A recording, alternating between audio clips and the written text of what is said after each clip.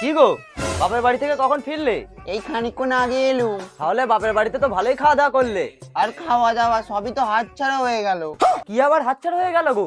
তুমি তো আর আমার বাবাকে তেল লাগাতে পারলে না। আমার জামাইবাবু আমার বাবাকে তেল লেগে সব সম্পত্তি নিজের নামে করে নিচ্ছে। বলো কি গো? হ্যাঁ গো, আমি কান পেতে শুনেছি বাবা পরশুদিনে জামাইবাবুকে সব জায়গা সম্পত্তি লিখে দিবে। তাই নাকি? এবারেই তো আমার মাথা থেকে সব শয়তানি বুদ্ধিগুলো বার করতে হবে। আমি কালকেই শ্বশুর বাড়ি যাচ্ছি, গিয়ে পুটকি মেরে দিয়ে বেরিয়ে এসেছি।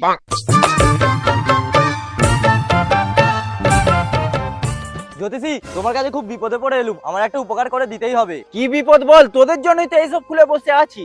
এই দেখো না, আমার হারামজাদা শ্বশুর সব জায়গা সম্পত্তি আমার ভাইয়ের নামে লিখে দেবে বলছে। আমি কি বানের জলে ভেসেইছি নাকি? তুমি এমন একটা কিছু করো। থাক, আর কিছু বলতে হবে না, আমি সব বুঝে গেছি।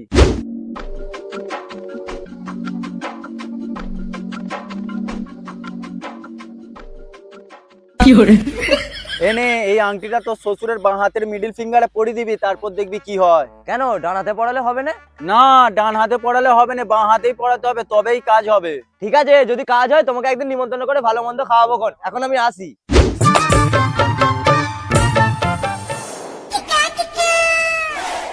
শ্বশুর মশাই।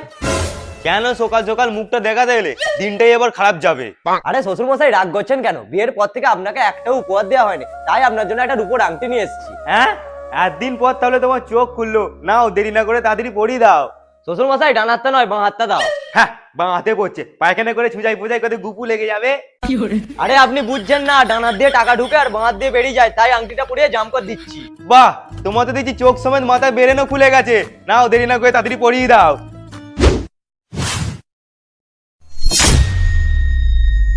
বুঝলে জামাই, তোমার নামে সব জায়গা সম্পত্তি লিখে দেবো, তুমি কাল সকাল 10টায় চলে আসবে। ঠিক আছে শ্বশুর মশাই, এখন তাহলে আমি আসি।